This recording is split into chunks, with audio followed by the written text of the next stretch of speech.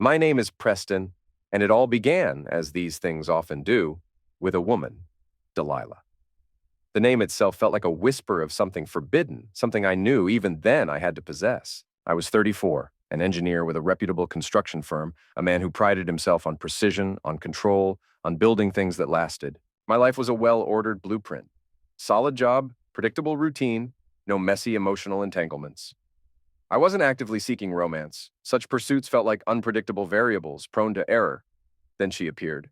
It was a Tuesday, suffocating under the weight of a project meeting. Too many egos in one sterile room, too many soulless PowerPoint slides. As I was methodically setting up my laptop, a fortress of feigned diligence, my gaze drifted to the back. And there she was. Not an engineer, not an architect. Delilah. She was arranging the logistics coffee, ergonomic placement of notepads, the subtle choreography of keeping us all caffeinated and pliant. Mundane tasks. Yet she moved with a quiet grace that snagged my attention, a dissonant note in the room's monotonous hum. I could offer the usual platitudes. Stunning brown hair like polished walnut, green eyes that seemed to absorb the light. But it was more than that.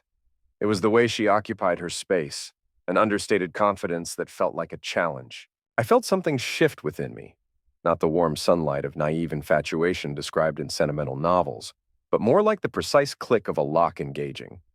A new project, I thought, a complex one. The meeting droned on, a symphony of jargon and forced consensus. I barely registered it, my focus periodically recalibrating to her movements as she refilled water carafes or cleared discarded sugar packets. When it finally, mercifully ended, the room emptied like a slow drain. She remained, gathering cups. This was the opening. I feigned an issue with some figures on my screen, a necessary delay. "You handled everything today really smoothly," I said, my voice calibrated for casual approachability. "It was less organized last week." A small offering, a test. She offered a brief, almost dismissive laugh, the sound surprisingly light. "That's what I do, bring order to chaos." The line was perfect. "I could use some of that in my life," I replied, a half-truth. I craved order, my order, imposed on everything around me. And she, with her serene efficiency, seemed like a prime candidate for integration into my meticulously planned existence. She glanced at me, a slight, appraising tilt of her head. "Are you flirting with me, engineer guy?" A direct question. I appreciated efficiency. "Maybe," I allowed, a small, controlled smile playing on my lips. "Is it working?" "Maybe," she echoed, a faint smirk. "Depends how charming you plan to be." Charming. A tool like any other. Charming enough to get your number without being perceived as overly aggressive. Precision, always. That was the blueprint's first draft. We began seeing each other. Dinners at places I selected. Quiet, good lighting, conducive to focused conversation. Films I had already vetted for quality. Walks through parks where I could steer the conversation. With me, I made sure her world felt structured, sensible. She had a way of speaking, yes, as if her words mattered. I listened intently, not for her stories, but for data, her vulnerabilities, her desires, the access points to her core programming. I learned to mirror her laughter, to reflect her glances, to make her believe I was as invested in her narrative as she was. A few weeks in, the first significant variable presented itself. We were at a cafe I favored, strong coffee, minimal distractions. She was tracing the rim of her cup, a repetitive, anxious gesture. Her ring, a simple silver band, not a wedding ring, I'd already ascertained, twisted on her finger. "Delilah," I began, my tone modulated to convey gentle concern. "Something on your mind?" A deep inhalation, then her eyes met mine, a flicker of something I couldn't quite categorize. Fear, yes, but also a desperate sort of hope. "There's something I need to tell you, and I'm worried it might change things." My internal processor's word, a complication. "Just tell me." She looked away, then back, locking her gaze with mine. "I have a son. He's 5. His name is Kason." Silence. I let it hang, observing her reaction. She visibly tensed, her posture contracting as if bracing for a blow. Good. Vulnerability was useful. "I didn't want to hide it," she rushed, words tumbling out. "But I also didn't want to scare you off. Most guys, they don't stick around." Her voice was small. I needed to tell you before this went any further." Fear and hope, a potent combination. This wasn't a deal breaker. It was an opportunity. A child was a significant anchor. It made her less likely to be flighty, more in need of stability, my stability. I reached across the table, my hand covering hers, a carefully orchestrated gesture of reassurance. It doesn't change anything for me, Delilah. I still want to get to know you, both of you. Looking back, that was the moment the foundation for my masterpiece was truly laid. Not a mistake, as a lesser man might reflect, but a calculated investment. Kaysen. He was a quiet boy initially, observational. His eyes, wide and curious, were like his mother's, though less guarded. The first meeting, he'd mumbled a shy hello and promptly sought refuge behind Delilah's legs. She'd smiled, that soft, apologetic smile I was beginning to catalog. He's shy, takes him a while. Of course, I'd said, crouching to his level, not to connect but to assess. Hey, Kaysen, it's Preston. Nice to meet you. A small wave from behind the maternal shield. A starting point. Delilah, eager to solidify my acceptance, soon recounted the story of Kaysen's father, Julian. Abandoned them just before Kaysen's 5th birthday. Irresponsible, neglectful, vanished without a trace, her words, delivered with a lingering bitterness that I noted could be useful. My response was carefully crafted, a blend of indignation and protectiveness. I don't understand how anyone could do that, I'd said, injecting a suitable measure of anger into my voice. To you or to Kaysen. You both deserve better. You won't have to worry about being left behind again, not with me. Her eyes had softened, that predictable shimmer of gratitude. I didn't want another man in his life unless he was going to stay, she'd confided. But you're different. I can see that. Precisely. I was different. I was an engineer. I built things to last on my terms. I wasn't just in for Delilah. Kaysen was part of the package, a critical component. He would be another tie, another layer of dependency. Eventually, I orchestrated the move. Her apartment was adequate for her previous, less structured life. Thin walls, worn furniture, a testament to her struggles I intended to alleviate, thereby indebting her further. It wasn't much, she'd often say, but it was home. I wanted more for them. Or rather, I wanted them in a setting of my choosing. I found a house in a quiet, respectable neighborhood, good schools, a yard for Kaysen. I covered the rent, the bills, every conceivable expense. It wasn't love, not in the saccharine sense. It was an investment in control. With her financial independence curtailed, Delilah decided to quit her job. To spend more time with Kaysen, she'd said, a rationale I'd subtly encouraged. My income was more than sufficient. Their comfort, their reliance on me, was paramount to my design. Over time, Kaysen began to orbit me.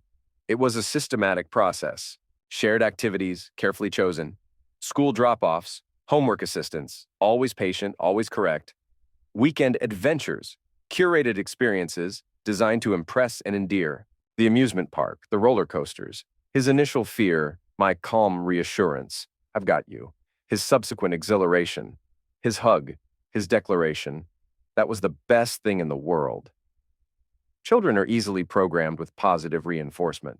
I bought him consoles, clothes, toys, anything he expressed a fleeting interest in. It wasn't about spoiling him. It was about supplanting any lingering positive memories of Julian, about becoming his primary source of gratification.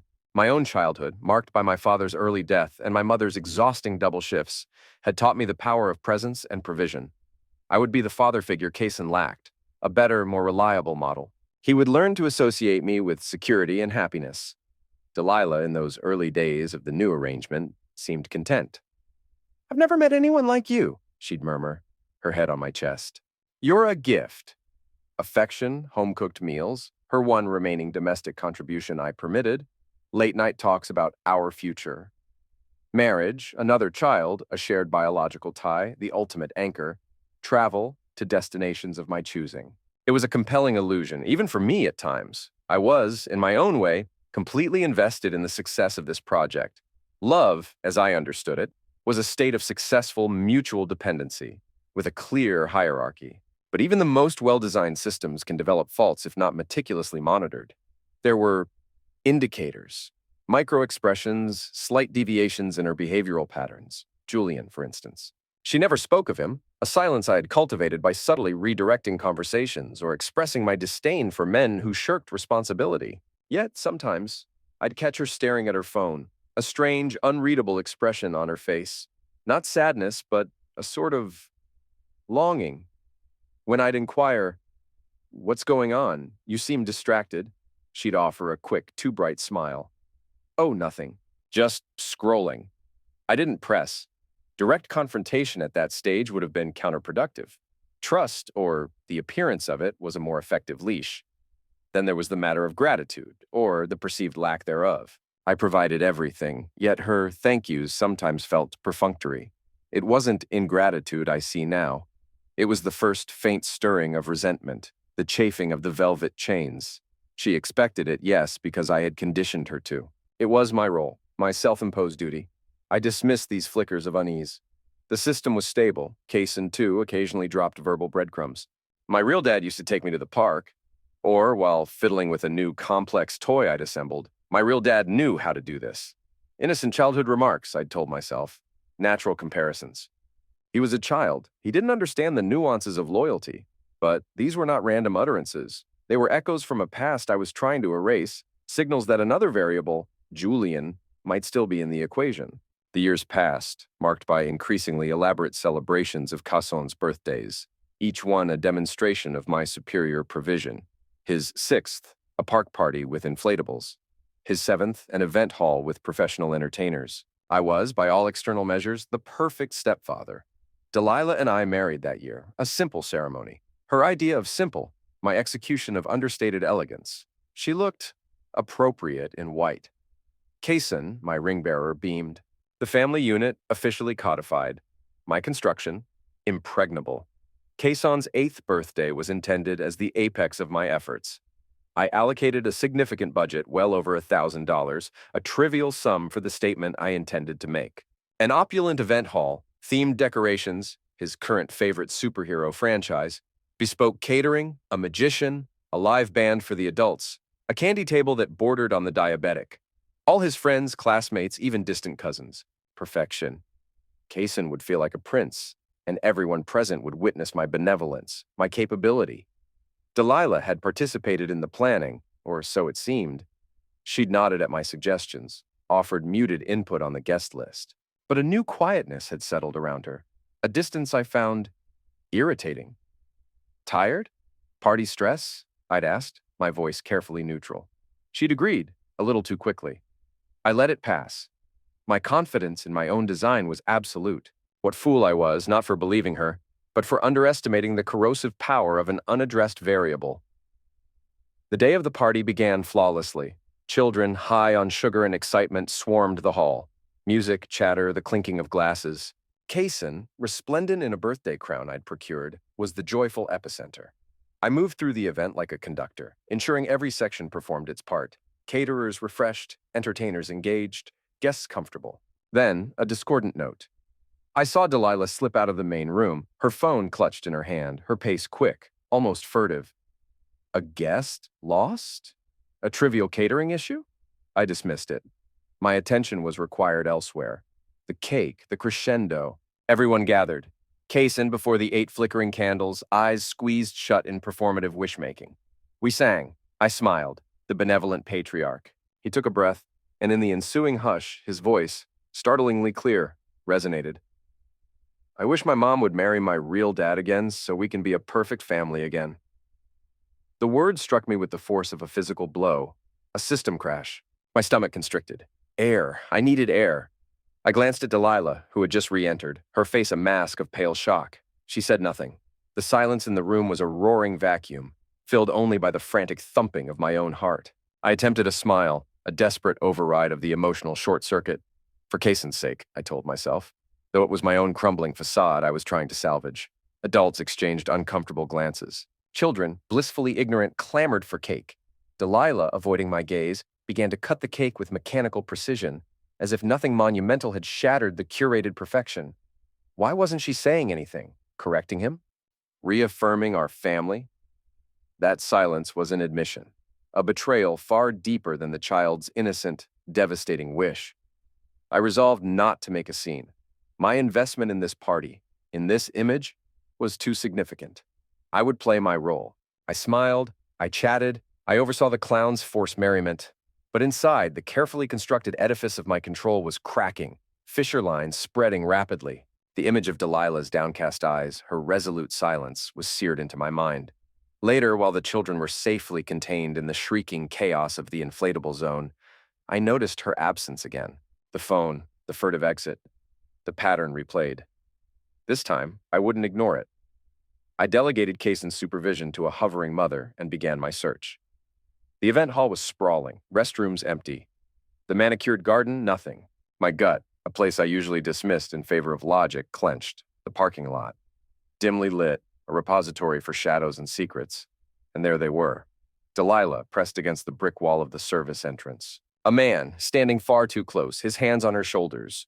She wasn't resisting, my vision tunneled. He turned his head, a movement that seemed to occur in slow motion, revealing a scruffy beard, a certain weariness around the eyes, and an undeniable familiarity. Julian, the ghost variable, now corporeal. And they weren't just talking. His mouth was on hers, a slow, lingering kiss that spoke of shared history, of secrets kept. My blood didn't just go cold, it turned to acid, burning through my veins. The rage was instantaneous, pure, a system overload. All my meticulous planning, my generous provision, my unwavering control. For this gutter betrayal, my shoe crunched on loose gravel, a sound that ripped through the charged silence. They sprang apart. Delilah's eyes, wide with a terror I found immensely satisfying, fixed on me. What the hell is going on here? My voice was a low snarl, all pretense of the benevolent host stripped away. Preston! Her voice was a reedy whisper. It's not what you think. Not what I think? I advanced, my body thrumming with a violent energy I hadn't realized I possessed, or perhaps had merely kept suppressed. I think I see my wife kissing the deadbeat who abandoned her, at the party I am paying for the son I have raised. Each word was a hammer blow. Julian, to his credit, didn't flinch. He straightened, a flicker of defiance in his eyes. That infuriatingly calm demeanor that I now understood was a quiet strength I'd underestimated. And who are you? I spat, turning the full force of my fury on him. The illustrious Julian? Back from the dead to grace us with your presence? Easy, friend, he said, his voice even, hands raised slightly. Came to see my son. It's his birthday. Not looking for trouble. Your son? A harsh, humorless laugh ripped from my throat. The son you haven't contributed a damn cent to in years? The son I support, I clothe, I take to school? That son? Delilah moved then, a desperate attempt to intercede. Preston, please, don't do this. Not here. Do what, Delilah? My voice cracked, a sliver of the raw hurt escaping before I could cauterize it. Not make a scene? Because I find you with him at Kayson's party? The party I poured thousands into to make perfect for him for us? The injustice was a choking fog. Heads were turning. Guests, drawn by the raised voices, began to spill from the hall. Delilah's friends, parents of Kayson's classmates, the damn magician still in his spangled vest. Their eyes, like 100 tiny lenses, focused on our ugly tableau. I didn't care. The carefully curated image was already in flames. Preston, lower your voice, Delilah pleaded. But there was no contrition in her tone, only a desperate desire to manage the social fallout. Annoyance. She was annoyed that I was embarrassing her. Lower my voice?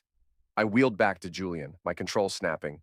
You think you can just waltz in here, kiss my wife, and act like you belong? Get the hell out. Now. Before I make you. Julian's lips curved into a smirk, a small, almost imperceptible upturn at the corners of his mouth. But it was enough. That smug, dismissive expression. It was the detonator. I lunged. Delilah screamed, throwing herself between us, her hands flat against my chest, pushing. It wasn't a strong push, but it was enough to break my momentum. I stood there panting, the rage a wild animal clawing at my insides. Then she spoke, her voice shaking but imbued with a sudden steely resolve I'd never witnessed. Preston, stop! Don't make this any harder. Julian has a right to be here. He's Kayson's father. A right? The deadbeat had rights? And I, the provider, the planner, the constant, had what? Obligations? The ground seemed to tilt. Before I could articulate the depth of my outrage, a small figure hurtled towards us, birthday crown askew, face streaked with tears. Kayson. Someone had fetched him. Daddy! He cried, his arms outstretched, not to me, but to Julian. The world fractured. Julian scooped him up, a natural, easy movement that I, with all my calculated efforts, had never quite managed. Kaysen clung to him, burying his face in Julian's neck. Julian met my gaze over Kaysen's head, that same infuriatingly calm, almost pitying smirk. In that instant, every park visit, every video game, every carefully constructed memory I'd gifted Kaysen turned to ash. Kaysen, I managed, my voice a raw nerve. Come here, buddy. Come to me. He didn't move, just burrowed deeper against Julian. Then his voice muffled but clear, he delivered the final, devastating blow. I want to be with my real dad. And Mom. He lifted his head, his small face set with a child's unwavering conviction. You're not my dad, Preston. Not my dad. Each word a perfectly placed demolition charge. I looked at Delilah, a desperate, silent plea for her to refute it, to fix it, to tell Kaysen he was wrong, that we were his family. She stared at the cracked asphalt at her feet, her silence a resounding affirmation. She agreed with him. Delilah, I whispered, the name tasting like poison. Tell me this isn't what you want. She finally lifted her head. For a fraction of a second, a foolish, dying ember of hope flickered. Maybe an apology, maybe a desperate explanation. Instead, her eyes, devoid of the warmth I'd once mistaken for affection, now held a cold, hard clarity. Preston, she said, her voice devoid of emotion. I think it's best if you leave. We need to figure things out. We need space to be happy. Happy. Without me. After everything. The meticulously constructed life, the financial security, the goddamn $1,000 birthday party, all a prelude to my eviction. It wasn't just Kaysen's wish. This was a coup, planned and executed behind my back. Julian's appearance wasn't random. It was orchestrated. Delilah had invited him. They had been conspiring. I was the fool, the benefactor, the mark. A different kind of energy surged through me then, cold, sharp, and utterly focused. The rage didn't vanish, but it transmuted into something far more potent, a desire for precise, overwhelming retribution. I wouldn't fall apart. I would dismantle. I took a step towards Delilah, closing the space until I could see the first flicker of unease in her eyes as she registered the shift in my demeanor. You want me to leave? My voice was glacial. Fine. But don't expect me to subsidize your new arrangement for one more second. I turned, not waiting for a reply, and walked towards my car.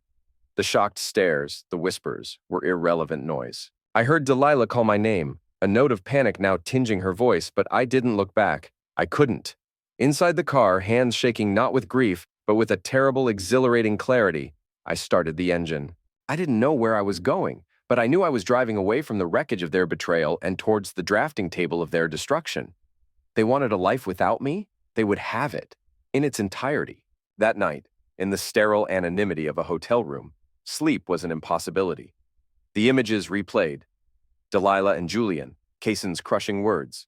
But the pain, while sharp, was being rapidly overlaid by a cold, methodical anger.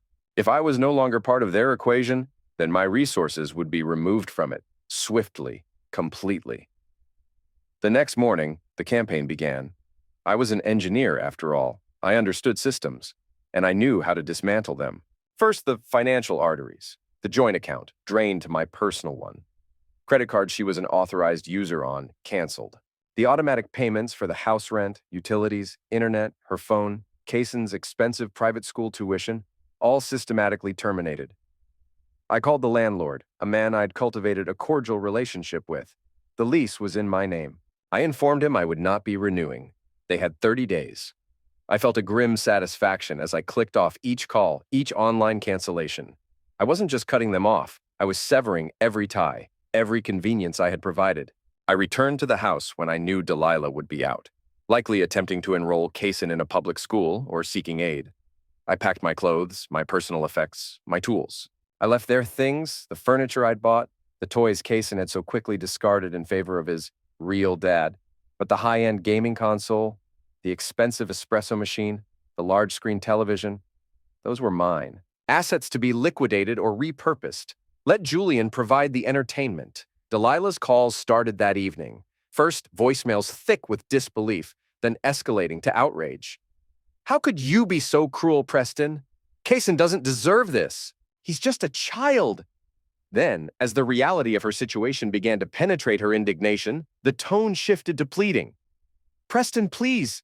We have nowhere to go. At least let us keep the house until we figure things out. I listened to every message, each word a testament to her dawning comprehension of her miscalculation. The anger in her voice was satisfying, but the fear, the desperation, that was exquisite. Did she truly believe she could cast me aside and continue to benefit from my labor, my provision? The audacity was breathtaking. A week later, her calls more sporadic, her voice hoarse with unshed tears and exhaustion, she requested a meeting.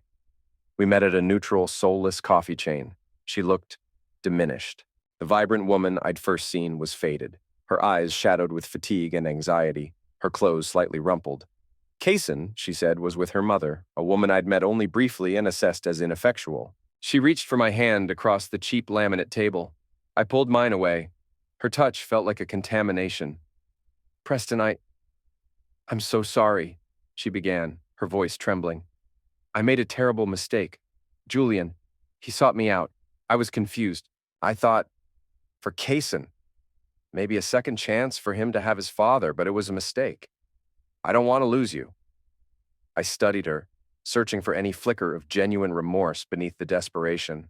All I saw was fear, not fear of losing me, the man, but fear of losing the lifestyle, the security, the order I had imposed and provided. Sorry? A dry, mirthless laugh escaped me. Are you sorry for the act itself, Delilah, or for the consequences now unfolding? Sorry you got caught, or sorry the ATM is closed? Her face, already pale, whitened further. Her eyes darted away, a classic tell. Guilt, yes, but also that defensive edge, the refusal to accept full culpability. Her silence was the only answer I needed. Julian, by the way, I said, my voice casual, delivering the next calculated blow. Where is the great man? Ready to step up and provide the life you clearly crave with him? Her gaze dropped to her hands, now twisting a paper napkin into shreds. He left, she whispered, the words barely audible. He said he wasn't ready for all this. Not again. This time, my laugh was genuine, albeit bitter and laced with contempt. Left? Quelle surprise. The paragon of paternal responsibility vanished once more. And now you come crawling back to me, your safety net, your contingency plan. I leaned forward, my voice dropping to a venomous whisper. No, Delilah, not anymore. You made your choice. You wanted Julian and the fantasy of a perfect family. Go build it, without my resources, without my support, without me. I stood, leaving enough cash on the table to cover her watery coffee and my own untouched cup. I walked out, the image of her crumbling face a small, satisfying vignette. The eviction notice was served. The landlord, sympathetic to my narrative of a man grievously wronged, was firm. Delilah, I heard later through the grapevine of rapidly dwindling mutual acquaintances. I'd made a few discreet calls, painting a picture of her instability and deceit, had begged for more time. She'd cried. She'd apparently mentioned having nowhere to go. He remained unmoved. My groundwork had been thorough. The divorce was swift, brutal, and efficient. I hired the best lawyer my money could buy, not for a fair settlement, but for a swift excision. Delilah, bereft of resources, couldn't afford decent representation. She didn't contest much. There was nothing left to contest. I had already reclaimed or disposed of any significant marital assets, all legally in my name. We signed the papers in a sterile government office before a judge who seemed bored by the mundane tragedy of it all. Afterwards, outside the courtroom, she tried one last, desperate appeal. Preston, please, she choked out, tears streaming down her face, a pathetic tableau. Don't let it end like this. We can, for Kaysen's sake. For Kaysen? I cut her off, my voice devoid of any warmth. Don't you dare use him as a shield now, Delilah. This was never about Kaysen's abstract happiness. This was about your desires. You wanted Julian. You wanted the illusion of a different life. You wanted to have your cake, baked with my ingredients, and eat it too. Now, you have the consequences. Bon appetit! Her face crumpled. She opened her mouth, then closed it. The fight had gone out of her. She signed the final documents with a shaking hand and walked away, a diminished figure retreating into a future of her own making, a future I had meticulously unraveled. I didn't watch her go. I felt a profound, chilling sense of order restored. The system, once chaotic, was now purged of its corrupting elements. Weeks later, a former colleague, one I hadn't bothered to enlighten with my side of the story, mentioned seeing her. Delilah was working as a cashier at a discount supermarket. her vibrant energy extinguished. She and Kaysen were living in a cramped one-room rental in a rundown part of town. Furniture consisted of a mattress on the floor. Kaysen was in the local public school, his ill-fitting second-hand uniform a stark contrast to the tailored outfits I'd once provided. A flicker of something, pity, perhaps, for the boy tried to ignite. I extinguished it. Kaysen had made his choice, parroting the desires of his mother. He'd declared Julian his father. He'd rejected me. Delilah had orchestrated her own downfall. I had merely facilitated the terms of her new reality. They had chosen this path. They had wanted me gone. My life is back in order now. My finances are secure. My home is quiet, precisely arranged. There are no unpredictable emotional variables, no dependencies beyond my own control. Sometimes, late at night, when the city is quiet, I review the entire project. The initial investment, the period of growth and seeming stability, the critical system failure, and the final decisive decommissioning. There's a certain satisfaction in a project executed with such precision, even if the outcome was demolition rather than construction. Delilah wanted to play a game with a man who designs systems for a living. She fundamentally misunderstood the rules. She thought she could change the parameters, but in my world, I am the architect, and I always win. They say revenge is a dish best served cold. I find it's best served systematically, stripping away every comfort, every illusion, until all that remains is the stark, undeniable truth of one's own choices, and the quiet hum of a perfectly balanced, solitary existence.